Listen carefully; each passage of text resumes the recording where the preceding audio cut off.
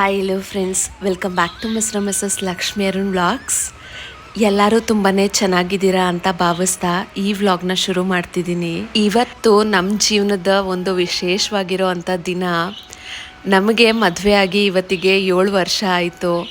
So 7th year wedding anniversary ಬಂದಿದೆ ಅಂತ ನಂಬಕ್ಕೆ ಆಗ್ತಿಲ್ಲ. ದಿನಗಳು ಯಾವ ರೀತಿ ಕಳೆದೋಗ್ತಿದೆ ಅಂತಲೂ ಗೊತ್ತಾಗ್ತಿಲ್ಲ. ಇವತ್ತಿನ ವ್ಲಾಗು ತುಂಬಾ ಪರ್ಸ್ನಲ್ ಆಗಿರುತ್ತೆ. ನಾನು ನನ್ನ ಚಿನ್ನು ಈ 7 ವರ್ಷಗಳಲ್ಲಿ ಫೇಸ್ ಮಾಡಿದಂಥ ಕಷ್ಟ ಮತ್ತು ಸುಖಗಳನ್ನ ಈ ವ್ಲಾಗಲ್ಲಿ ನಾನು ಹಂಚ್ಕೊಳ್ಳೋಕ್ಕಿದ್ದೀನಿ. ಲವ್ ಮ್ಯಾರೇಜು ಬೆಸ್ಟಾ ಅಥವಾ ಅರೇಂಜ್ ಮ್ಯಾರೇಜ್ ಬೆಸ್ಟಾ, ನನ್ನ ಎಕ್ಸ್ಪೀರಿಯನ್ಸಲ್ಲಿ ನಾನೇನು ಫೀಲ್ ಮಾಡಿದೆ ಅನ್ನೋದನ್ನು ಕೂಡ ನಿಮ್ಮ ಹತ್ರ ಮುಕ್ತವಾಗಿ ಹೇಳ್ಕೋಬೇಕು ಅಂತ ಅಂದ್ಕೊಳ್ತಿದ್ದೀನಿ. ನಿಮ್ಗೆ ಇಂಟ್ರೆಸ್ಟ್ ಇದ್ದರೆ ಕಂಟಿನ್ಯೂ ಮಾಡಿ, ಇಲ್ಲಾಂದರೆ ಸ್ಕಿಪ್ ಮಾಡ್ಬೋದು. ನಮಗೆ ಯಾವುದೇ ಒಂದು ವಿಶೇಷವಾಗಿರೋ ದಿನ ಇದೆ ಅಂತ ಹೇಳಿದ್ರೆ ಆವತ್ತಿನ ಬೆಳಗ್ಗೆನೇ ಅಮ್ಮ ನಮಗಿಂತ ಮುಂಚೆನೇ ಎದ್ದು ಏನಾದರೂ ಸಿಹಿ ತಿಂಡಿ ಮಾಡ್ತಾರೆ. ಸೊ ಇವತ್ತು ನಮ್ಮ ಮದುವೆ ದಿನ ಇದ್ದಿದ್ದರಿಂದ ಅಮ್ಮ ನನಗಿಂತ ಮೊದಲೇ ಎದ್ದು ಗುಲಾಬ್ ಜಾಮೂನ್ ಮಾಡ್ತಿದ್ರು. ಚಿನ್ನುಗೆ ಗುಲಾಬ್ ಜಾಮೂನ್ ಅಂದರೆ ತುಂಬಾ ಇಷ್ಟ. ಇನ್ನು ಚಿನ್ನೂ ಪಾಪು ಎದ್ದೊಳೋದಕ್ಕೆ ಮೊದಲೇ ನಾನೆಲ್ಲ ಕೆಲಸ ಮುಗಿಸ್ಬಿಟ್ಟಿದ್ದೆ. ನನ್ನ ಚಿನ್ನುಗೆ ಫೇವ್ರೇಟ್ ಆಗಿರೋವಂಥ ಟೀ ಕೊಟ್ರೇ ಸಾಕು, ಸಂತೋಷ ಆಗಿಬಿಡ್ತಾರೆ.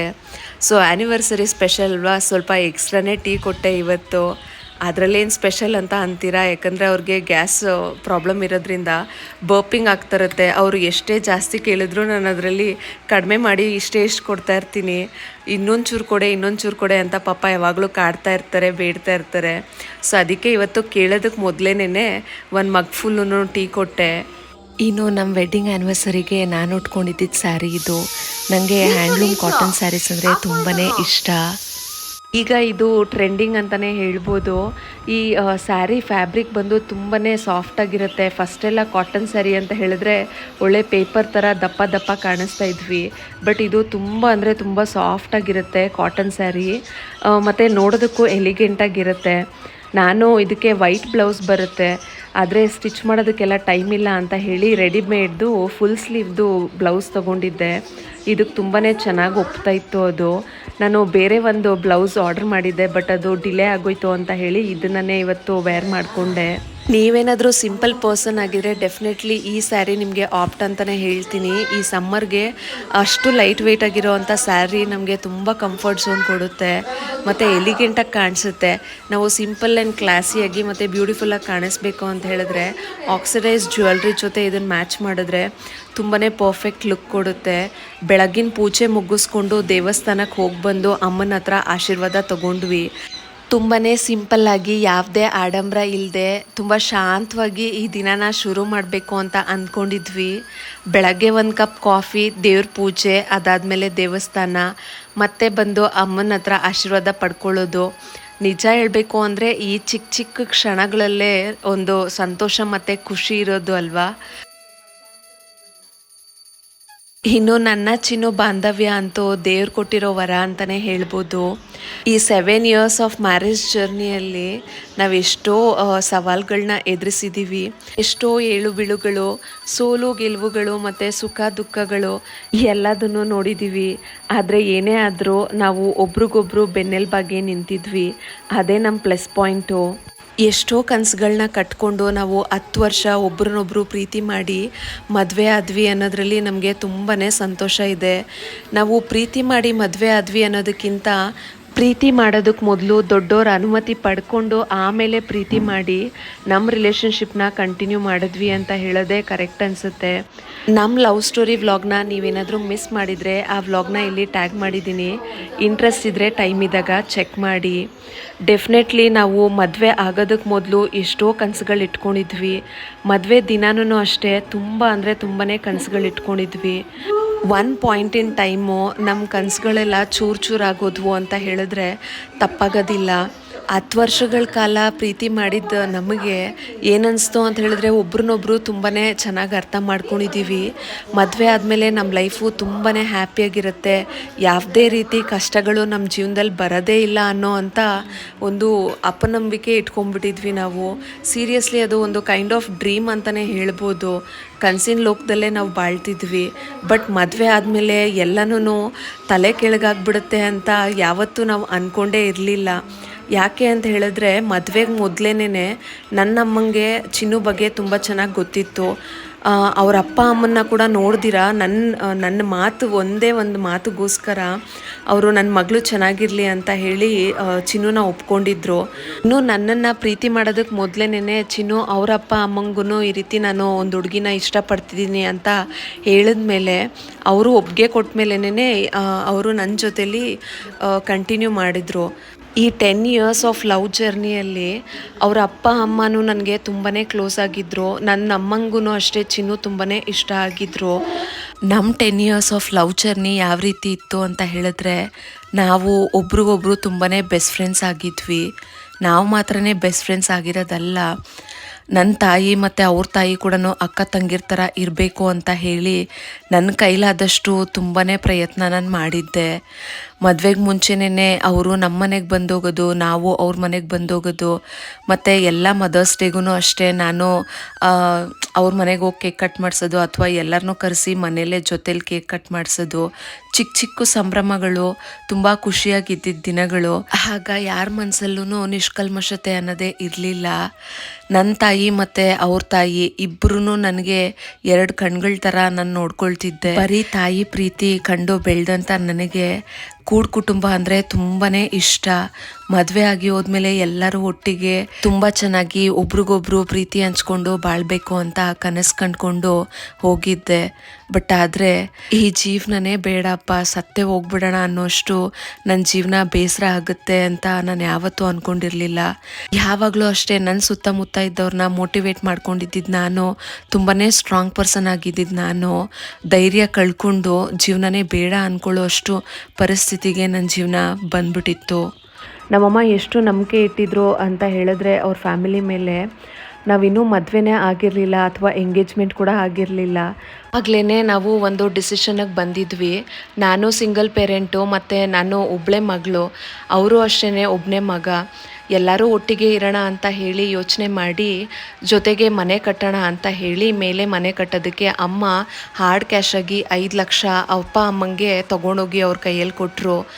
ಯಾವುದೇ ಒಂದು ಶ್ಯೂರಿಟಿ ಇಲ್ಲದೆ, ಯಾವುದೇ ಒಂದು ಹಿಂದೆ ಮುಂದೆ ನೋಡ್ದಿರ ಒಂದು ನಂಬಿಕೆ ಮೇಲೆ ನನ್ನ ಅಳಿಯ ಅಂತ ಹೇಳಿ ಪ್ರೀತಿಯಿಂದ ಅವರು ದುಡ್ಡು ಕೊಟ್ಟಿದ್ದು. ಅದಾದಮೇಲೆ ಮದುವೆಗಿಂತ ಮುಂಚೆನೇ ನಾವು ಸೋಫಾ ಆಗಿರಲಿ, ಮಂಚ ಆಗಿರಲಿ, ಎಲ್ಲ ರೀತಿಯಾಗಿರೋವಂಥ ಐಟಮ್ಸು ಅಮ್ಮ ನನಗೋಸ್ಕರ ನನ್ನ ಮಗಳು ಮದುವೆ ಆಗಿ ಹೋಗೋ ಮನೆ ಅಂತ ಹೇಳಿ ತೆಗೆದಾಕಿದ್ರು. ನಾವು ಎಲ್ಲ ಅಷ್ಟು ಚೆನ್ನಾಗಿದ್ವಿ. ಅಮ್ಮ ನಮ್ಮ ಮನೆಗೆ ಬಂದು ಹೋಗೋದಾಗಿರಲಿ ಅಥವಾ ನಮ್ಮಮ್ಮ ಅವ್ರ ಮನೆಗೆ ಹೋಗಿ ಬರೋದಾಗಿರಲಿ, ಎಲ್ಲನೂ ತುಂಬ ಚೆನ್ನಾಗಿ ನಡೀತಿತ್ತು. ಬಟ್ ಯಾವಾಗ ಇದು ತುಂಬ ಬಿಟ್ಟರಾಗಿ ಟರ್ನ್ ಆಯಿತು ಅಂತ ಹೇಳಿದ್ರೆ ನಮ್ಮ ಮದುವೆ ದಿನ. ಆವಾಗಿನವರೆಗೂ ಯಾವ ಸಂಬಂಧಿಕರು ಅಷ್ಟೇ ನಮ್ಮ ಹತ್ರ ಮಾತಾಡ್ತಿರ್ಲಿಲ್ಲ ಅಥವಾ ನಮ್ಮನ್ನು ನೋಡಿರಲಿಲ್ಲ. ನಾವು ಯಾವಾಗ ಆಡಂಬರವಾಗಿ ಮದುವೆ ಮಾಡಿದ್ವಿ ಅಲ್ವಾ, ನಮ್ಮಮ್ಮನಿಗೆ ನಾನು ಇರೋದೇ ಒಬ್ಬಳೇ ಮಗಳು ಅಂತ ಹೇಳಿ ತುಂಬಾ ಆಡಂಬರವಾಗಿ ಮದುವೆ ಮಾಡಿದ್ರು. ನಾನು ಕೂಡ ತುಂಬ ಚೆನ್ನಾಗಿ ಅರ್ನ್ ಮಾಡ್ತಿದ್ದೆ, ನಮ್ಮ ತಾಯಿ ಕೂಡ ತುಂಬ ಚೆನ್ನಾಗಿ ಅರ್ನ್ ಮಾಡ್ತಿದ್ರು. ಸೊ ಆದ್ದರಿಂದ ಇರುವಂಥ ದುಡ್ಡಲ್ಲಿ ತುಂಬ ಚೆನ್ನಾಗಿ ಆಗಿನ ಕಾಲದಲ್ಲೇ ಅಷ್ಟು ಚೆನ್ನಾಗಿ ಮದುವೆ ಮಾಡಿದ್ರು ಅಲ್ವಾ. ಏನಾಯಿತು ಅಂತ ಗೊತ್ತಿಲ್ಲ, ಮನೆಗೆ ಬಂದಿದ್ದ ಸಂಬಂಧಿಕರೋ ಇಲ್ಲ ಮದುವೆ ನೋಡೋಕ್ಕೆ ಬಂದಿದ್ದ ಜನನೋ ಯಾರು ತಲೆ ಕೆಡಿಸಿದ್ರು ಏನೋ ಅಂತ ಗೊತ್ತಿಲ್ಲ. ತುಂಬಾ ಚೆನ್ನಾಗಿದ್ದಿದ್ದಮ್ಮ ನಮ್ಮನ್ನು ಕಂಡ್ರೇ ಆಗ್ದಿರಂಗೆ ಆಗ್ಬಿಟ್ರು. ಮದುವೆ ಆಗಿದ್ದ ಹೊಸದ್ರಲ್ಲಿ ನಾವೆಲ್ಲರೂ 3 BHK ಹೌಸ್ಗೆ ಶಿಫ್ಟ್ ಆದ್ವಿ. ಒಟ್ಟಿಗೆ ನಾನು, ಚಿನ್ನು, ಅಪ್ಪ, ಅಮ್ಮ, ನಮ್ಮಮ್ಮ ಎಲ್ಲರೂ ತುಂಬ ಚೆನ್ನಾಗಿ ಜೀವನ ನಡೆಸ್ತಾ ಇದ್ವಿ. ಸ್ವರ್ಗಕ್ಕೆ ಕಿಚ್ಚಚ್ಚೋ ಥರ ಇತ್ತು ನಮ್ಮ ಜೀವನ. ಹೆಂಗಿತ್ತು ಅಂತ ಹೇಳಿದ್ರೆ, ನನ್ನ ಕನಸಿನ ದಿನಗಳೆಲ್ಲ ನನಸಾಯ್ತೇನೋ ಅನ್ನೋ ಥರ ತುಂಬಾ ಸಂತೋಷವಾಗಿದ್ವಿ. ನಮ್ಮಮ್ಮನೂ ಅವರಮ್ಮ ಅಕ್ಕ ತಂಗಿರ ಥರ ಇರೋದನ್ನ ನೋಡಿ ತುಂಬಾ ಸಂತೋಷ ಪಡ್ತಿದ್ದೆ ನಾನು. ಆದರೆ ದಿನಗಳು ಉರುಳ್ತಾ ಇದ್ದಂಗೆ ಜೀವನ ಇದೇ ರೀತಿ ಇರಲಿಲ್ಲ. ನನ್ನ ಜೀವನ ತಲೆ ಕೆಳಗಾಗುತ್ತೆ ಅಂತ ನಾನು ಒಂದಿನ ಕೂಡ ಕನಸಲ್ಲೂ ನೆನೆಸ್ಕೊಂಡಿರಲಿಲ್ಲ. ಒಂದು ಹೆಣ್ಣು ಮದುವೆ ಆಗಿ ಹೊಸದಾಗಿ ಒಂದು ಮನೆಗೆ ಕಾಲಿಡ್ತಿದ್ದಾಳೆ ಅಂತ ಹೇಳಿದ್ರೆ ಅವಳ ಮನಸ್ಸಲ್ಲಿ ಸಾವಿರಾರು ಕನಸಿರುತ್ತೆ. ಅದೇ ರೀತಿ ಕನಸುಗಳು ನನ್ನ ಮನಸ್ಸಲ್ಲೂ ಇದ್ವು. ನನ್ನ ತಾಯಿ ಥರನೇ ಅವರು ಜೀವನದಲ್ಲಿ ತುಂಬಾ ಕಷ್ಟಪಟ್ಟಿದ್ದಾರೆ. ನಾನು ಮದುವೆ ಆಗಿ ಹೋದ್ಮೇಲೆ ಅವ್ರನ್ನ ತುಂಬ ಚೆನ್ನಾಗಿ ನೋಡ್ಕೋಬೇಕು ಅಂತ ತುಂಬಾ ಕನಸು ಕಂಡಿದ್ದೆ. ಅಮ್ಮನೂ ನಾನು ತುಂಬಾ ಬೆಸ್ಟ್ ಫ್ರೆಂಡ್ಸ್ ಥರ ಇರಬೇಕು ಅಂತ ಕೂಡ ಕನಸು ಕಂಡಿದ್ದೆ. ನಮ್ಮನ್ನು ನೋಡಿದವ್ರು ಹೇಳ್ತಿದ್ರು, ಎಂಥ ಒಳ್ಳೆ ಅತ್ತೆ, ಎಂಥ ಒಳ್ಳೆ ಸೊಸೆ, ನೀವಿಬ್ಬರು ಮದುವೆ ಆದ್ಮೇಲೇನೋ ಹಿಂಗೆ ಇರಬೇಕು ಅಂತ. ಆದರೆ ಯಾರು ಕೆಟ್ಕಂಡು ಬಿತ್ತೋ ಗೊತ್ತಿಲ್ಲ, ಯಾರು ಕುತಂತ್ರ ಅಂತನೂ ಗೊತ್ತಿಲ್ಲ. ಮದುವೆ ಆಗಿದ್ದ ಅವತ್ತಿನ ದಿನಾನೇ ಚೌಟ್ರಿಯಲ್ಲೇನೆ ಎಷ್ಟೋ ಶಾಸ್ತ್ರಗಳಿಗೆ ಅಮ್ಮ ನಮ್ಮ ಜೊತೇಲಿ ಇರಲಿಲ್ಲ. ನಮಗಂತೂ ತುಂಬಾ ಬೇಸರ ಆಗೋಗಿತ್ತು. ನಾನು ನನ್ನ ಇಮ್ಮೆಚುರಿಟಿನೋ ಅಥವಾ ನಮ್ಮ ತಾಯಿ ಮೇಲೆ ಇರೋವಂಥ ಹೆಚ್ಚಿನ ಪ್ರೀತಿನೋ ಗೊತ್ತಿಲ್ಲ, ಸಿಂಗಲ್ ಪೇರೆಂಟಾಗಿ ನನ್ನನ್ನು ತುಂಬ ಚೆನ್ನಾಗಿ ಸಾಕಿದ್ರು, ಅವ್ರನ್ನ ಬಿಟ್ಕೊಡ್ಬಾರ್ದು ಅಂತ ಹೇಳಿ ನಾನು ಚೈಲ್ಡಿಶ್ ಆಗಿ ಅಮ್ಮನ್ನ ಮದುವೆ ಆಗಿ ಜೊತೆಲೇ ಕರ್ಕೊಂಡು ಹೋಗಬೇಕು ಅಂತ ಎಲ್ಲರೂ ಒಟ್ಟಿಗೆ ಇರೋದಕ್ಕೆ ಮನೆ ಕಟ್ಸಿದ್ವಿ. ಮದುವೆ ಆಗಿ ಸ್ವಲ್ಪ ದಿವಸಕ್ಕೆ ನಾವೆಲ್ಲರೂ ಒಟ್ಟಿಗೆ ಇದ್ವಿ. ಬಟ್ ಅದಾದಮೇಲೆ ದಿನೇ ಮನೇಲಿ ಜಗಳ ಆಗೋದು. ಅಮ್ಮ ಯಾವಾಗಲೂ ಬಿಸ್ನೆಸ್ ಅಂತ ಹೊರಗಡೆ ಹೋಗ್ಬಿಡ್ತಿದ್ರು. ಬಟ್ ಅದಾದಮೇಲೆ ನಾವಿರೋವಾಗ ಯಾವಾಗಲೂ ಜಗಳ ಆಗ್ತಿತ್ತು, ಕಿರಿಕಿರಿ ಆಗ್ತಿತ್ತು. ಅಮ್ಮ ತುಂಬ ಚೆನ್ನಾಗಿದ್ದವರು ನಮ್ಮನ್ನು ನೋಡಿದ್ರೇ ಒಂಥರ ದ್ವೇಷ ಮಾಡೋದಕ್ಕೆ ಶುರು ಮಾಡಿಬಿಟ್ರು. ನಾನು, ಚಿನ್ನು, ಅಪ್ಪ, ಅಮ್ಮ ಮತ್ತು ನಮ್ಮ ತಾಯಿ ಎಲ್ಲರೂ ಒಟ್ಟಿಗೆ ಇದ್ವಿ. ನಮ್ಮ ನಾಯಿ ಕೂಡ ಅಷ್ಟೇ, ಚಿಂಟು, ಸ್ನೂಫಿ ಎಲ್ಲರೂ ಒಟ್ಟಿಗೆ ಇದ್ವಿ. ಏನಾಯಿತೋ ಗೊತ್ತಿಲ್ಲ, ಸಡನ್ನಾಗಿ ಅಮ್ಮ ಮೇಲೆ ಮನೆ ಬಿಟ್ಬಿಟ್ಟು ಕೆಳಗಡೆಗೆ ಹೋದರು. ಅವ್ರು ಯಾವಾಗ ಸೆಪ್ರೇಟಾಗಿ ಮನೆ ಬಿಟ್ಟು ಹೋದ್ರಲ್ಲ, ಆಗ ನಮ್ಮ ತಾಯಿಗೂ ತುಂಬಾ ಬೇಸರ ಆಗೋಯ್ತು. ನಾನಿರೋದಕ್ಕೆ ಇವ್ರ ಮನೆ ಸೆಪ್ರೇಟ್ ಆಗ್ತಿದ್ಯೇನೋ ಅಂತ ಹೇಳಿ ಏನೋ ಒಂದು ಮಾತು ಆಡದೆ ನಮ್ಮಮ್ಮ ಮನೆ ಖಾಲಿ ಮಾಡಿಕೊಂಡು ಅವರು ಬಾಡಿಗೆ ಮನೆಗೆ ವಾಪಸ್ ಬಂದುಬಿಟ್ರು. ನಾನು ನಿಜವಾಗ್ಲೂ ಎಷ್ಟು ಬೇಸರ ಆಗೋಯ್ತು ಅಂತ ಹೇಳಿದ್ರೆ, ಈಗ 2 ದೋಣಿಯಲ್ಲಿ ಕಾಲಿಟ್ಟಂಗೆ ಆಗೋಯ್ತು ನನಗೆ. ಈಗ ತಾಯಿ ಮನೆಗೆ ಹೋಗ್ಬೇಕಾ ಇಲ್ಲ ಅತ್ತೆ ಮನೇಲೇ ಇರಬೇಕಾ ಅಂತ. ಬಟ್ ಆದರೂ ಅಷ್ಟೊಂದು ಕಷ್ಟದ ದಿನಗಳು ಬಂದ್ರೂ ನಮ್ಮ ತಾಯಿ ಯಾವಾಗಲೂ ನಿಮ್ಮ ಅತ್ತೆ ಮನೆಯೇ ನಿನಗೆ ಶಾಶ್ವತ ಅಮ್ಮ, ನೀನು ಅಲ್ಲೇ ಇರಬೇಕು ಅಂತ ನನಗೆ ಹೇಳಿದಾಗ ಸರಿ ಅಂತ ಹೇಳಿ ಎಷ್ಟೇ ನೋವು ಬಂದರೂ ದಿನೇ ಜಗಳ. ಒಂದು ಡೋರ್ ಬೆಲ್ಲಾದ್ರೂ ಅಷ್ಟು ಎದೆ ಹೊಡ್ಕೊಳ್ತಿತ್ತು ನನಗೆ. ಆ ರೀತಿ ದಿನಗಳನ್ನೆಲ್ಲ ಸಂದರ್ಭಗಳನ್ನೆಲ್ಲ ಫೇಸ್ ಮಾಡಿದ್ದೀನಿ. ಎಷ್ಟೋ ಕಷ್ಟದ ದಿನಗಳಾಗೋಗ್ಬಿಟ್ವು. ನಾನು ಚಿನ್ನು ನಗದನ್ನೇ ಮರ್ತೋಗ್ಬಿಟ್ವಿ. ಆ ರೀತಿ ದಿನಗಳಿದ್ವು. ಕೆಳಗೆ ಮನೆಯಲ್ಲಿ ಅಪ್ಪ ಅಮ್ಮ, ಮೇಲೆ ನಾನು ಚಿನ್ನು, ದೂರದಲ್ಲಿ ನಮ್ಮಮ್ಮ. ನಮ್ಮ ಮನಸ್ಸೇ ಒಂಥರ ತುಂಬಾ ಏನು ಹೇಳೋದು, ಸುನಾಮಿ ಇದ್ದಂಗೆ ಆಗೋಗ್ಬಿಟ್ಟಿತ್ತು. 2 ವರ್ಷಗಳ ಕಾಲ ಅಮ್ಮ ನಮ್ಮನ್ನು ನೋಡಿದ್ರೇ ಏನೋ ಒಂಥರ ಮಾಡ್ತಿದ್ರು. ಸ್ವಂತ ಮಗನೂ ಬೇಡ, ಸೊಸೆನೂ ಬೇಡ ಅನ್ನೋ ಥರ ಅವ್ರ ಮೈಂಡ್ನ ಯಾರೋ ತುಂಬಾ ಕೆಡಿಸಿಟ್ಟಿದ್ದಾರೆ ಮತ್ತು ಕಂಟ್ರೋಲ್ ಮಾಡ್ತಿದ್ದಾರೆ ಅಂತ ನಮಗೆ ತುಂಬಾ ಚೆನ್ನಾಗಿ ಗೊತ್ತಿತ್ತು. ಚಿನ್ನು ಅಂದರೆ ಅಷ್ಟೊಂದು ಜೀವಕ್ಕೆ ಜೀವ ಕೊಡ್ತಾ ಇದ್ದಿದ್ದ ತಾಯಿಯವರು ಮತ್ತು ನನ್ನನ್ನು ಸ್ವಂತ ಮಗಳ ಥರ ನೋಡ್ಕೊತಿದ್ದವ್ರು. ಅವರು ಅಷ್ಟು ಸಾಧು ಥರ ಇದ್ದವರು. ಬಟ್ ಅಷ್ಟು ಬೇಗ ಯಾಕೆ ಚೇಂಜ್ ಆದರು ಅಂತ ನಮಗೆ ಒಂದೇ ಒಂದು ಕ್ಲೂನು ಸಿಗಲಿಲ್ಲ. 2 ವರ್ಷಗಳ ಕಾಲ ನಾನು ನರಳೋದು ನೋಡಿ ಮತ್ತು ನನ್ನ ಆರೋಗ್ಯ ಕೂಡ ತುಂಬಾ ಕೆಟ್ಟೋಗಿದ್ದು ನೋಡಿ ನಮ್ಮ ಚಿನ್ನು ನನ್ನನ್ನು ಡೈರೆಕ್ಟಾಗಿ ಅಮ್ಮನ ಮನೆಗೆ ಕರ್ಕೊಂಡು ಬಂದುಬಿಟ್ಟು ನಾನು ಇಲ್ಲೇ ಇರ್ತೀನಿ ಅಂತ ಹೇಳಿಬಿಟ್ರು. ನನಗೆ ಕಷ್ಟನ ನೋಡೋಕ್ಕಾಗ್ದಿರೋ ಚಿನ್ನು ನನಗೋಸ್ಕರ ಎಲ್ಲದನ್ನು ತ್ಯಾಗ ಮಾಡಿ ಬಂದ್ರೇನೋ ಅಂತ ಅನ್ನಿಸ್ಬಿಡ್ತು. ಯಾಕೆ ಅಂತ ಹೇಳಿದ್ರೆ, ಸ್ವಂತ ತಾಯಿನೇ ನಮ್ಮ ಮುಖನ ನೋಡಿದ್ರೆ, ಅಂದರೆ ಚಿನ್ನು ಮುಖ ನೋಡಿದ್ರೂ ಇಷ್ಟಪಡ್ದಿರಂಗೆ ಆಗ್ಬಿಟ್ಟಿದ್ರಲ್ವ. ಯಾವಾಗಲೂ ದ್ವೇಷ ಕಾರೋದು, ಜಗಳ ಮಾಡೋದು. ಎಷ್ಟು ಸಹಿಸ್ಕೊಂಡು ಹೋದರೂ ನಮಗೆ ಆ 2 ವರ್ಷಗಳ ಕಾಲ ಎಷ್ಟೋ ನೋವುಗಳನ್ನ ಅನುಭವಿಸ್ಬಿಟ್ವಿ ನಾವು. ಅದಾದಮೇಲೆ ಚಿನ್ನು ನನಗೋಸ್ಕರ ಬಿಟ್ಕೊಟ್ಟು ನನ್ನನ್ನು ಅವ್ರು ಕರ್ಕೊಂಬಂದು ಇಲ್ಲಿರ್ತೀನಿ, ನೀನು ಇಲ್ಲೇ ಇರಬೇಕು ಅಂತ ಅವರು ಆಜ್ಞೆ ಮಾಡಿದ್ಮೇಲೆ ನಾನು ಅದನ್ನು ಮೀರೋದಕ್ಕಾಗಲಿಲ್ಲ. ಬಟ್ ಸುಮಾರು ವರ್ಷಗಳು ತಗೊಂಡ್ವು. ಬಟ್ ನಾವು ರೀಸೆಂಟ್ಲಿನೇ ರಿಯೂನಿಯನ್ ಆಗಿದ್ದು. ಅಮ್ಮಂಗೆ ಏನು ಅನ್ನಿಸ್ತೋ ಗೊತ್ತಿಲ್ಲ, ಮಗು ಹುಟ್ಟಿದ 1 ವರ್ಷ ಆದಮೇಲೆ ಅವರು ನಮ್ಮನ್ನು ಮಾತಾಡಿಸಿದ್ರು. ಈ ರಿಯೂನಿಯನು ನಮ್ಮೆಲ್ಲರಿಗೂ ತುಂಬಾ ಸಂತೋಷ ತಂದುಕೊಡ್ತು. ನಮ್ಮಮ್ಮ ಯಾವಾಗಲೂ ತುಂಬಾ ದುಃಖ ಪಟ್ಕೊಳ್ತಿದ್ರು.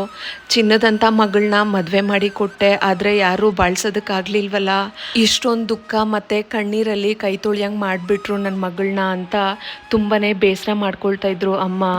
ನಾನು ಯಾವುದೇ ರೀತಿ ಪಾಪನೂ ಮಾಡಿಲ್ವಲ್ಲ, ನಮ್ಮಮ್ಮ ಯಾವುದೇ ರೀತಿ ಒಂದು ಮಾತು ಕೂಡ ಆಡಲಿಲ್ಲ ಯಾಕೆ ಹಿಂಗೆ ಮಾಡಿದ್ರಿ ಅಂತ. ಯಾಕೆ ಅಂತ ಹೇಳಿದ್ರೆ ಇದು ನನ್ನ ಆಯ್ಕೆ ಆಗಿತ್ತು ಅಲ್ವಾ. ಆದ್ದರಿಂದ ಅವರು ಏನೂ ಮಾತಾಡದೆ ಸುಮ್ಮನಾಗಿದ್ದರು. ನನ್ನ ಚಿನ್ನು ನಮ್ಮಮ್ಮನ ಹತ್ರ ನನ್ನನ್ನು ಕರ್ಕೊಂಬಂದಾಗ ನಮ್ಮಮ್ಮ ಹೇಳಿದ ಮಾತು ಒಂದೇ, 25ರಿಂದ 26 ವರ್ಷ ಒಂಟಿ ಹೆಂಗಸಾಗಿದ್ದು ನನ್ನ ಮಗಳನ್ನ ಸಂತೋಷವಾಗಿ ಸಾಕಿದ್ದೀನಿ. ಈಗ ಅವಳು ಅವಳ ಕಾಲ ಮೇಲೆ ನಿಂತ್ಕೊಂಡು ಇಂಡಿಪೆಂಡೆಂಟ್ ಆಗಿದ್ದಾಳೆ. ಈಗ ಅವಳಿಗೆ ಆಸರೆ ಕೊಡೋದು ನನಗೇನು ಕಷ್ಟ ಇಲ್ಲ, ನಾನು ಸಾಯೋವರೆಗೂ ಆಸರೆ ಕೊಡ್ತೀನಿ ಅಂತ ಹೇಳಿದ್ರು. ಆ ಒಂದು ಮಾತಿಗೆ ಇವಾಗವರೆಗೂ ನಮ್ಮ ತಾಯಿ ನಮ್ಮ ಬೆಂಬಲವಾಗಿ ನಿಂತಿದ್ದಾರೆ. ಆವತ್ತು ನಮ್ಮ ತಾಯಿ ಕೂಡ ಇರಲಿಲ್ಲ ಅಂದಿದ್ರೆ ನಮ್ಮ ಗತಿ ಏನಾಗ್ತಿತ್ತು ಅಂತ ನಿಜವಾಗ್ಲೂ ದೇವರೇ ಬಲ್ಲ. ಯಾವುದೇ ಒಂದು ಹೆಣ್ಣು ಸೊಸೆಯಾಗಿ ಒಂದು ಮನೆಗೆ ಕಾಲಿಡ್ತಿದ್ದಾಳೆ ಅಂತ ಹೇಳಿದ್ರೆ, ಸೊಸೆಗೂ ಅದು ಒಂದು ಹೊಸ ಜೀವನ, ಅತ್ತೆಗೂ ಅದು ಒಂದು ಹೊಸ ಜೀವನ. ಇಬ್ಬರಿಗೂ ಎಕ್ಸ್ಪೀರಿಯನ್ಸ್ ಇರೋದಿಲ್ಲ. ನನ್ನ ಜೀವನದಲ್ಲಿರೋ ಅಂಥ ಕಷ್ಟನ ಮತ್ತು ನನ್ನ ಮಗನ ನೋಡ್ಕೊಳ್ಳೋದಕ್ಕೆ, ನನ್ನ ಕೆಲಸಗಳನ್ನ ಹಂಚ್ಕೊಳ್ಳೋದಕ್ಕೆ, ನನ್ನನ್ನು ನನ್ನ ಫ್ಯಾಮ್ಲಿನ ಪ್ರೀತಿ ಮಾಡೋದಕ್ಕೆ ಒಂದು ಹೊಸ ವ್ಯಕ್ತಿ ಬರ್ತಿದ್ದಾಳೆ ಅಥವಾ ಒಂದು ಹೆಣ್ಣು ಬರ್ತಿದ್ದಾಳೆ, ಮಗಳು ಬರ್ತಿದ್ದಾಳೆ ಅಂತ ಅಂದ್ಕೊಂಡಿಲ್ಲ ಅಂದರೂ ಪರವಾಗಿಲ್ಲ. ನನಗೆ ಒಂದು ಫ್ರೆಂಡು ಅಥವಾ ಸಹಪಾಠಿ ಬರ್ತಿದ್ದಾಳೆ ಅಂತ ಅಂದ್ಕೊಂಡ್ರೆ ಜೀವನ ನಿಜವಾಗ್ಲೂ ಸುಂದರವಾಗಿಬಿಡುತ್ತೆ. ನಾನು ಜೀವ ಕೊಟ್ಟು ಬೆಳೆಸಿದಂಥ ಮಗನ್ನ ಕಣ್ಣಾಗಿ ತನ್ನ ಜೀವ ಆಗಿ ನೆನೆಸ್ಕೊಳ್ಳೋ ಅಂಥ ಒಂದು ಜೀವ ಬರ್ತಿದೆ, ನಮ್ಮನ್ನು ತಂದೆ ತಾಯಿಯಾಗಿ ಕಾಣೋ ಅಂಥ ಒಂದು ಜೀವ ಬರ್ತಿದೆ ಅಂತ ಅಂದ್ಕೊಂಡು ಸೊಸೆನ ಪ್ರೀತಿಯಿಂದ ನೋಡಿಕೊಂಡ್ರೆ ಎಲ್ಲ ಸೊಸೆಂದಿರೂ ಅಷ್ಟೇನೆ ತನ್ನ ತಂದೆ ತನ್ನ ತಾಯಿ ಅನ್ನೋ ಥರ ಅವ್ರ ಅಪ್ಪ ಅಮ್ಮನ ನೋಡ್ಕೊಂಡಂಗೆ ಅತ್ತೆ ಮಾವನ ನೋಡ್ಕೊಂಡ್ರೆ ಜೀವನ ಸ್ವರ್ಗ ಆಗ್ಬಿಡುತ್ತೆ. ಬಟ್ ಅದೇನೇ ಇರಲಿ, ಮುಗ್ಧ ಜೀವಗಳ ಜೊತೆ ಆಟ ಆಡೋದು ಅಥವಾ ಒಬ್ಬರು ಸಂಸಾರದ ಜೊತೆಲಿ ಆಟ ಆಡೋದು ತುಂಬಾ ತಪ್ಪು. ಅಂದರೆ ಏನೋ ಹೇಳ್ತಾರಲ್ಲ, ಬೇರೆಯವ್ರ ಮನೆಗೆ ಬೆಂಕಿ ಇಟ್ಟು ಅದರಲ್ಲಿ ಬೆಚ್ಚಗೆ ಮಾಡ್ಕೊಳ್ಳೋದು ತುಂಬಾ ಅನ್ಯಾಯ. ಆ ರೀತಿ ಮಾಡಿದವ್ರೆಲ್ಲರೂ ಈಗ ಸಂತೋಷವಾಗಿದ್ದಾರೋ ಏನೋ ಗೊತ್ತಿಲ್ಲ. ಬಟ್ ನಾವೀಗ ರಿಯೂನಿಯನ್ ಆಗಿದ್ದೀವಿ ಅಲ್ವಾ, ಅದೇ ನಮಗೆ ಒಂದು ದೊಡ್ಡ ಸಂತೋಷ. ಅಮ್ಮ ಮೊದಲಿನ ಥರ ನಮ್ಮ ಹತ್ರ ಚೆನ್ನಾಗಿದ್ದಾರಲ್ವ, ಅಷ್ಟೇ ನಾನು ಆ ದೇವ್ರ ಹತ್ರ ಬೇಡ್ಕೊಳ್ಳೋದು. ಮತ್ತೆ ನಮ್ಮ ಸಂಸಾರದ ಮೇಲೆ ಯಾರದೇ ಕೆಟ್ಟ ಕಣ್ಣು ಬೀಳದೆ ಇರಲಿ ಅಪ್ಪ ಅಂತ ನಾನು ದೇವ್ರ ಹತ್ರ ಬೇಡ್ಕೊಳ್ತೀನಿ. ಅವ್ರವ್ರು ಮಾಡಿದ ಪಾಪ ಅವ್ರವರೇ ಒಂದಲ್ಲ ಒಂದಿನ ಅನುಭವಿಸ್ತಾರೆ. ದೇವ್ರ ಹತ್ರ ಎಲ್ಲ ಲೆಕ್ಕ ಇರುತ್ತೆ ಅನ್ನೋದು ಮಾತ್ರನೇ ನನ್ನ ನಂಬಿಕೆ. ಈ 7 ವರ್ಷಗಳಲ್ಲಿ ನಾವು ಪಟ್ಟಿರುವಂಥ ಎಷ್ಟೋ ಕಷ್ಟಗಳು, ನೋವು, ಅವಮಾನ ಎಲ್ಲದಕ್ಕೂ ನಾವು ತಲೆ ಕೊಟ್ಟು ಅದನ್ನು ಒಬ್ರಿಗೊಬ್ರು ಬೆನ್ನೆಲುಬಾಗಿ ನಿಂತು ಸಂಭಾಳಿಸ್ಕೊಂಡು ಬಂದಿದ್ದೀವಿ. ಬಟ್ ಆದರೆ ಯಾವತ್ತೂ ಅಷ್ಟೇ ಯಾರ ಹತ್ರನೂ ಒಂದು ಕೆಟ್ಟ ಹೆಸರು ನಾವು ತಗೊಂಡು ಬರಲಿಲ್ಲ. ಅದು ಒಂದು ಹೆಮ್ಮೆ ನಮಗೆ. ಮದುವೆ ಲವ್ ಮ್ಯಾರೇಜ್ ಆಗಿರಲಿ ಅಥವಾ ಅರೇಂಜ್ ಮ್ಯಾರೇಜ್ ಆಗಿರಲಿ, ಅದು ಕೇವಲ ನಾವು ಹೇಗೆ ಒಂದಾಗ್ತೀವಿ ಅನ್ನೋ ದಾರಿ ಅಷ್ಟೇ. ಆದರೆ ಈ ದಾರಿಯಲ್ಲಿ ಮುಂದೆ 100 ವರ್ಷ ಸುಖವಾಗಿ ನಾವು ಸಾಗಬೇಕು ಅಂತ ಹೇಳಿದ್ರೆ ಹೊಂದಾಣಿಕೆ ಮತ್ತು ಒಬ್ಬರ ಮೇಲೆ ಒಬ್ಬರು ಇರೋ ಅಂಥ ಕಮಿಟ್ಮೆಂಟ್ ಮೇಲೆ ಅದು ನಿರ್ಧಾರ ಆಗುತ್ತೆ. ಮದುವೆ ಹೆಂಗಾಯಿತು ಅನ್ನೋದಕ್ಕಿಂತ ಮದುವೆ ಆದಮೇಲೆ ನಾವು ಹೆಂಗೆ ಬಾಳ್ತೀವಿ ಅಲ್ವಾ, ಅದು ತುಂಬಾ ಮುಖ್ಯ. ಯಾರೇ ಬಿಟ್ಕೊಟ್ಟು ಹೋದ್ರೂ ಅಷ್ಟೇ ಗಂಡನ ಹೆಂಡ್ತಿನ ಗಂಡ ಯಾವುದೇ ಕಾರಣಕ್ಕೂ ಬಿಟ್ಕೊಟ್ಟು ಹೋಗಬಾರ್ದು. ಒಂದು ಮದುವೆ ಸಕ್ಸಸ್ಫುಲ್ ಆಗಬೇಕು ಅಂತ ಹೇಳಿದ್ರೆ ಕೇವಲ ಒಂದು ಒಳ್ಳೆ ಮುಹೂರ್ತ ಅಥವಾ ಒಳ್ಳೆ ಡೇಟು ಅದು ಮಾತ್ರನೇ ಮುಖ್ಯ ಆಗಲ್ಲ. ಒಬ್ರನ್ನ ಒಬ್ಬರು ಸೋಲು ಗೆಲುವಿನಲ್ಲೂ ಅಷ್ಟೇ ಕೈ ಹಿಡಿದು ನಡೆಸೋ ಅಂಥ ನಂಬಿಕೆ ಇರಬೇಕು. ಜೀವನದಲ್ಲಿ ಏನೇ ಚಾಲೆಂಜಸ್ ಬಂದರೂ ನಾವು ಜೊತೆಗಿರ್ತೀವಿ ಅನ್ನೋ ಭರವಸೆ ಇದ್ದರೆ ಮಾತ್ರ ಸಾಕು. ಯಾವುದೇ ಮದುವೆ ಆದರೂ ಬೆಸ್ಟಾಗಿರುತ್ತೆ. ಎಷ್ಟೇ ಕೋಟಿ ಖರ್ಚು ಮಾಡಿ, ಎಷ್ಟೇ ಜಾತಕಗಳನ್ನ ನೋಡಿ ಆಡಂಬರವಾಗಿ ಮದುವೆ ಮಾಡಿದ್ರೂ at the end of the day ನಾವೇ ಸರಿಯಾಗಿಲ್ಲ, ಒಬ್ರನ್ನೊಬ್ರು ಹೊಂದಾಣಿಕೆ ಮಾಡ್ಕೊಂಡಿಲ್ಲ ಅಂತ ಹೇಳಿದ್ರೆ ಆ ಪ್ರೀತಿ ನಿಜವಾಗ್ಲೂ ಬಾಳೋದಿಲ್ಲ. ಮದುವೆ ಅನ್ನೋದು ಬರೀ ಇಬ್ಬರು ಜೀವಗಳ ಹೊಂದಾಣಿಕೆ ಅಲ್ಲ, 2 ಸಂಸಾರಗಳ ಹೊಂದಾಣಿಕೆ ಅನ್ನೋದನ್ನು ನಾನು ಮದುವೆ ಆದಮೇಲೆ ಅರ್ಥಕೊಂಡೆ. ಅವ್ರವ್ರಿಗೆ ಅವ್ರವ್ರ ಸ್ಪೇಸ್ನ ಕೊಡಬೇಕು ಅನ್ನೋದನ್ನು ನಾನು ಸ್ವಲ್ಪ ವರ್ಷಗಳಾದಮೇಲೆ ಅರ್ಥಕೊಂಡೆ. ಅದು ಮೆಚುರಿಟಿ ಜೊತೆಲೇ ಬರುತ್ತೆ ಅಂತ ನನಗೆ ರಿಯಲೈಸ್ ಆಯಿತು. ಅದೇನೇ ಇರಲಿ, ನಮ್ಮದು ಸುಖ ಸಂಸಾರ. ಯಾರೇ ಕೈ ಬಿಟ್ಟರು ದೇವರು ನಮ್ಮ ಕೈ ಬಿಡಲಿಲ್ಲ. ನಾನು ನನ್ನ ಚಿನ್ನು ನನ್ನ ಮೇಲೆ ಇಟ್ಟಿದ್ದ ನಂಬಿಕೆ ಯಾವತ್ತೂ ಮುರಿದಿರಂಗೆ ನಾವು ನೋಡ್ಕೊಂಡಿದ್ದೀವಿ. ನನ್ನ ಚಿನ್ನು ಪ್ರೀತಿಗೆ ನಾನು ಯಾವಾಗಲೂ ಚಿರಋಣಿಯಾಗಿರ್ತೀನಿ. ದೇವರ ಆಶೀರ್ವಾದ ಮತ್ತು ದಯೆಯಿಂದ ಯಾವಾಗ್ಲೂ ನಮ್ಮ ಸಂಸಾರ ಸಂತೋಷವಾಗಿರುತ್ತೆ ಅಂತ ಒಂದು ನಂಬಿಕೆ ಇದೆ. ಸೊ ಸಿಂಪಲ್ಲಾಗಿ ನಮ್ಮ ಆ್ಯನಿವರ್ಸರಿ ಮುಗಿಸ್ಕೊಂಡು ಅವತ್ತಿನ ಸಂಜೆನೇ ಅಪ್ಪ ಅಮ್ಮ ಹತ್ರ ಆಶೀರ್ವಾದ ತಗೊಳ್ಳೋದಕ್ಕೆ ಮನೆ ಹತ್ರ ಹೋಗಿದ್ವಿ. ಇನ್ನು ವೆರಿ ನೆಕ್ಸ್ಟ್ ಡೇನೇ ಮದರ್ಸ್ ಡೇ ಇದ್ದಿದ್ದರಿಂದ ಸುಮಾರು ವರ್ಷಗಳಾದಮೇಲೆ ನಾನು ಮತ್ತೆ ಅವ್ರಿಗೆ ಮದರ್ಸ್ ಡೇ ಸೆಲೆಬ್ರೇಟ್ ಮಾಡಬೇಕು ಅಂತ ಹೇಳಿ ರಿಯೂನಿಯನ್ ಆದಮೇಲೆ ಇದೇ ಫಸ್ಟ್ ಮದರ್ಸ್ ಡೇ ಬಂದಿದ್ದು. ಸೊ ಅಡ್ವಾನ್ಸ್ ಆಗೇನೆ ಕೇಕ್ ತಗೊಂಡೋಗಿ ಕಟ್ ಮಾಡಿಸಿ ಅಪ್ಪ ಅಮ್ಮ ಹತ್ರ ಆಶೀರ್ವಾದ ತಗೊಂಡು ಮನೆಗೆ ವಾಪಸ್ ಆದ್ವಿ. ಸೊ ನೋಡಿದ್ರಲ್ವಾ ಫ್ರೆಂಡ್ಸ್, ಇದಾಗಿತ್ತು ನಮ್ಮ 7th year wedding anniversary vlog. ನಾನು ತುಂಬಾ ಪರ್ಸ್ನಲ್ಲಾಗಿ ಓದೆ ಅಂತ ಅನಿಸುತ್ತೆ. ಬಟ್ ಇದನ್ನೆಲ್ಲನೂ ಹಂಚ್ಕೊಳ್ಳೋದಕ್ಕೆ ಒಂದು ಕಾರಣ ಇದೆ. ಯಾಕೆ ಅಂತ ಹೇಳಿದ್ರೆ ಬೇರೆಯವ್ರ ಮನೆಗೆ ಬೆಂಕಿ ಇಟ್ಟು ಅದರಲ್ಲಿ ಬೆಚ್ಚಗೆ ಮಾಡ್ಕೊಳ್ಳೋ ಅಂಥ ಸುಮಾರು ಜನ ಇದ್ದಾರೆ. ಅದಕ್ಕೆ ನಾವು ಬಲಿ ಆಗಲೇಬಾರ್ದು. ನಾವೆಷ್ಟೇ ಮುಗ್ಧರಾಗಿದ್ರೂ ನಮ್ಮ ಸಂಸಾರ ಯಾವಾಗಲೂ ಫಸ್ಟಲ್ಲಿರಬೇಕು. ನಮಗೆ ಯಾವುದು ಪ್ರಿಯಾರಿಟಿ ಅನ್ನೋದನ್ನು ನಾವು ಅರಿತುಕೊಂಡ್ರೆ ನಮ್ಮ ಸಂಸಾರನ ನಾವೆಲ್ಲೂ ಬಿಟ್ಕೊಡೋದಿಲ್ಲ. ಹೊಸ್ದಾಗಿ ಮದುವೆ ಆಗಿ ಅಥವಾ ಆಲ್ರೆಡಿ ಮದುವೆ ಆಗಿ ಬಳಲ್ತಿರೋ ಅಂತ ಹೆಣ್ಮಕ್ಳಿಗೆ ನನ್ನ ಕಿವಿ ಮಾತು ಇಷ್ಟೇ. ಎಷ್ಟೇ ಕಷ್ಟ ಬಂದರೂ ಗಂಡ ಒಬ್ಬ ಜೊತೆಲಿದ್ರೆ ಜಗತ್ತನ್ನೇ ಜಯಿಸ್ಕೊಂಡ್ ಬರ್ಬೋದು. ಸೀರಿಯಸ್ಲಿ ನಾನವತ್ತೇನಾದರೂ ದುಡುಕಿ ನಿರ್ಧಾರ ತಗೊಂಡಿದ್ರೆ ತುಂಬಾನೇ ದೊಡ್ಡ ತಪ್ಪಾಗಿರೋದು. ನಮ್ಮ ಜೀವನ ಯಾವಾಗ ಯಾವ ತಿರುವು ಪಡ್ಕೊಳ್ಳುತ್ತೆ ಅಂತ ಯಾರಿಗೂ ಗೊತ್ತಿರಲ್ಲ. ಸೊ ದಯವಿಟ್ಟು ತಾಳ್ಮೆಯಿಂದ ವೆಯ್ಟ್ ಮಾಡಿ, ನಿಮ್ಮ ಜೀವನ ಕೂಡ ಬ್ಯೂಟಿಫುಲ್ ಆಗುತ್ತೆ. ಧೈರ್ಯ ಮತ್ತು ತಾಳ್ಮೆ ನಮ್ದಾಗಿದ್ರೆ ಆ ದೇವರು ಒಂದಿನ ನಮ್ಮ ಜೀವನನ ಒಳ್ಳೇದಾಗಿ ಕಟ್ಕೊಳ್ಳೋಕೆ ಸಹಾಯ ಮಾಡೇ ಮಾಡ್ತಾನೆ. ನಿಮ್ಮೆಲ್ಲರ ಆಶೀರ್ವಾದ ನಮ್ಮ ಮೇಲೆ ಇರಲಿ ಅಂತ ಬಯಸ್ತಾ ಈ ವ್ಲಾಗ್ನ ಎಂಡ್ ಮಾಡ್ತಿದ್ದೀನಿ ಫ್ರೆಂಡ್ಸ್. ಈ ವ್ಲಾಗು ನಿಮಗೆ ಇಷ್ಟ ಆಗಿದ್ರೆ ದಯವಿಟ್ಟು ಒಂದು ಲೈಕ್ ಮಾಡಿ, ನಮ್ಮ ಚಾನಲ್ನ ಸಬ್ಸ್ಕ್ರೈಬ್ ಮಾಡಿ, ನನಗೆ ಸಪೋರ್ಟ್ ಮಾಡಿ. Thank you for watching. Will catch you in next vlog.